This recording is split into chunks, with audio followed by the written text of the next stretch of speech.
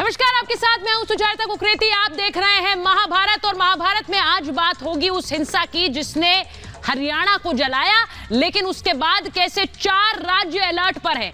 आज उसी हिंसा के बारे में पूछ रही हूं कि हिंसा का मास्टरमाइंड कौन है, आग लगाने वाला पाकिस्तानी कौन है। यह सवाल आज इसलिए पूछ रही हूं क्योंकि हिंसा के शिकार पुलिसकर्मी ने चौंकाने वाले खुलासे किए हैं। एएसआई धर्मेंद्र कुमार नू हिंसा को उन्होंने अपनी आंखों के सामने देखा और जो एफआईआर उन्होंने दर्ज कराई उसमें उन्होंने कहा कि मंदिर पर जो पत्थर बरसाए गए उसमें दंगाई पाकिस्तान जिंदाबाद के नारे लगा रहे थे। अब यह हिंसा भड़काने वाला पाकिस्तानी कौन है? धार्मिक नारे लगाए जा रहे थे और पत्थर गोली बरसाए जा रहे थे। ऐसी भीड़ पल भर में तो खड़ी नहीं हो सकती है। किसने भीड़ को इकट्ठा होने के लिए वहां पर उकसाया? सैकड़ों की भीड़ ऐसे ही पत्थर लाठियों से लैस नहीं पहुंच सकती है। उन्हें कोई उकसाता है, उन्हें बताता है कि ये यात्रा निकालने वाले तुम्हारे दुश्मन हैं, इन्हें मारो, इन्हें यात्रा मत निकालने दो। ये कर लोगे तो तुम जीत जाओगे। एक दिन में सैकड़ों लोग अलग अलग टुकड़ियों में बंटकर अलग अलग जगहों पर धावा कैसे बोल सकते हैं? इस मास्टर प्लान को अंजाम देने वाला कोई तो मास्टरमाइंड जरूर होगा, पर क्या पुलिस उस मास्टरमाइंड तक पहुंच पाएगी? आज सवाल यह है, क्योंकि जो एफआईआर में चौंकाने वाले खुलासे आए हैं। एक मैंने आपको बताया कि कैसे वहां पर तैनात पुलिसकर्मी बता रहे हैं कि वहां एफआईआर में दर्ज कराई उन्होंने बात कि पाकिस्तान जिंदाबाद के नारे लगाए जा रहे थे। इसी के साथ साथ मैं ये भी बताना चाहती हूं कि पुलिस कर्मियों के बयान के आधार पर जो एफआईआर दर्ज हुई है उसमें कहा गया कि नू में कानून व्यवस्था बनाने की कॉल आई थी। जब पुलिस टीम को कॉल आई तो उनमें जो अजय कुमार थे उन्होंने कहा कि मैं 6 जवानों के साथ गाड़ी लेकर निकला, उस जगह पर पहुंचा जहां से कॉल आई। साइबर थाने पर हिंसक भीड़ इंतजार में खड़ी हुई थी।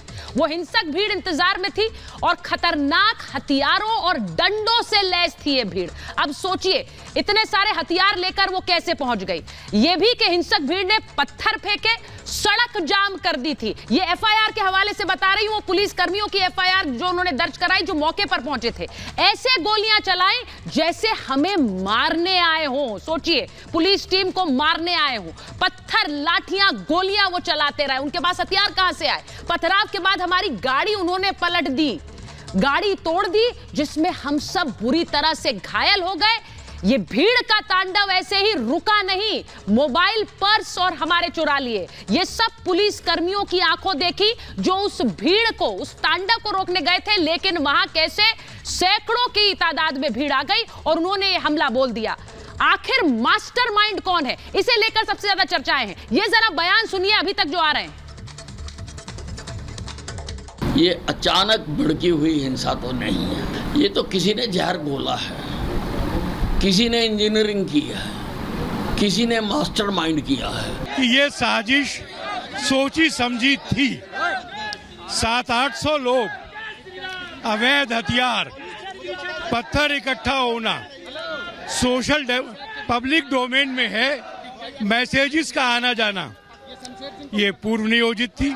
मामन खां जो वहां कांग्रेस के एमएलए हैं, उनके उस भाषण से जो उन्होंने विधानसभा में दिया था और कहा था कोई हिम्मत तो करके देखे, हम घुसने नहीं देंगे यहां पर। एक आफताब नाम का कांग्रेस का नेता, उसने कहा अगर पुलिस वाले आपके बस्तियों में आते हैं, गांव में आते हैं और प्लेन ड्रेस में आते हैं, उनको मारो, पकड़ो, उनकी चिंदी चिंदी करके खत्म कर दो।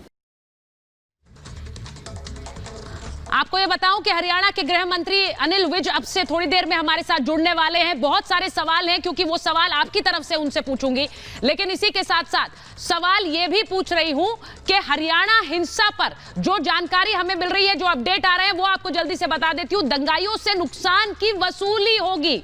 ये बड़ी खबर आपको बता रही हूं कि जो दंगाई हैं, जिनके तस्वीरें कैद हुई हैं, जिनको अरेस्ट किया गया, उन्हीं से वसूली होगी। करोड़ों के नुकसान की वसूली उन्हीं से की जाएगी और नू में 1000 पुलिसकर्मी वहां पर तैनात होंगे। यह भी अपडेट आया है, 1000 पुलिसकर्मी तैनात रहेंगे। गौरक्षा के लिए 100 जवानों की तैनाती की गई है।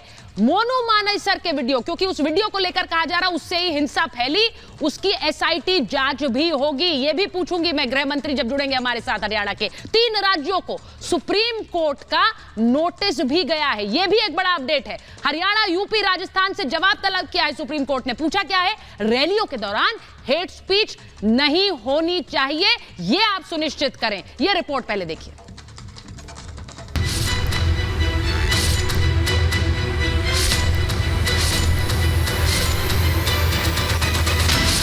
हरियाणा हिंसा के खिलाफ विश्व हिंदू परिषद के कार्यकर्ता सड़कों पर उतर आए। देशव्यापी प्रदर्शन कर हिंसा के विरोध में आवाज बुलंद की।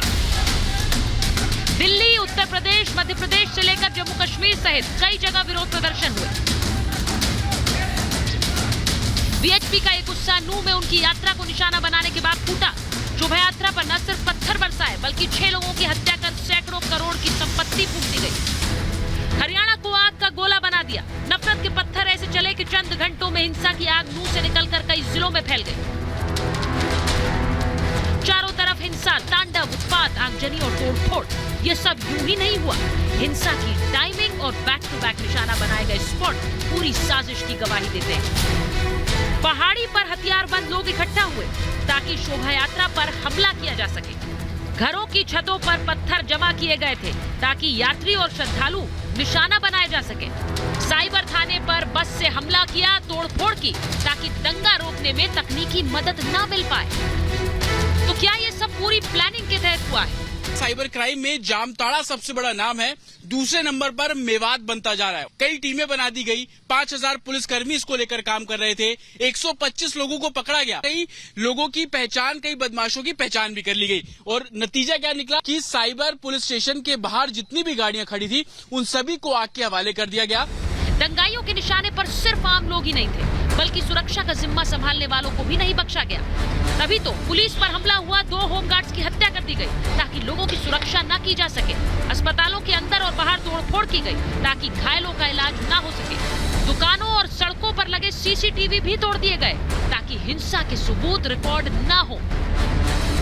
यानी हिंसा के मास्टरमाइंड ने पूरा खाका पहले से बना रखा था। बस इंतजार था 31 जुलाई का, जब प्लान एक्टिवेट किया।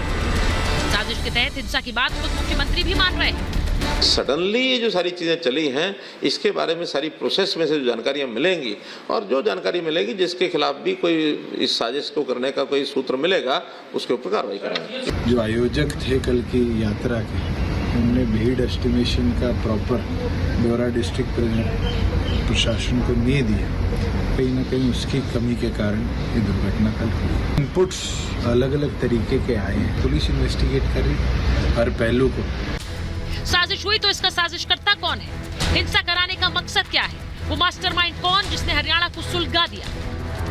जो भी लोग इसमें सम्मिलित हैं, यदि कोई षड्यंत्र है तो कौन कौन इसमें षड्यंत्र में शामिल था, कौन कौन इसके पीछे लोग थे, वो सब के खिलाफ जो है कार्रवाई होगी। हिंसा से जुड़ा मामला देश की सबसे बड़ी अदालत में पहुंच गया है। एसआईटी बनाकर जांच की बात हो रही है। 116 आरोपी गिरफ्तार किए गए और बाकी दंगाइयों की पहचान की जा रही है। मगर इन सब का आका कौन? किसके इशारे पर यह खूनी खेल खेला गया? उसकी पहचान कर गर्दन कब दबोची जाएगी? Bureau report, Republic Bharat.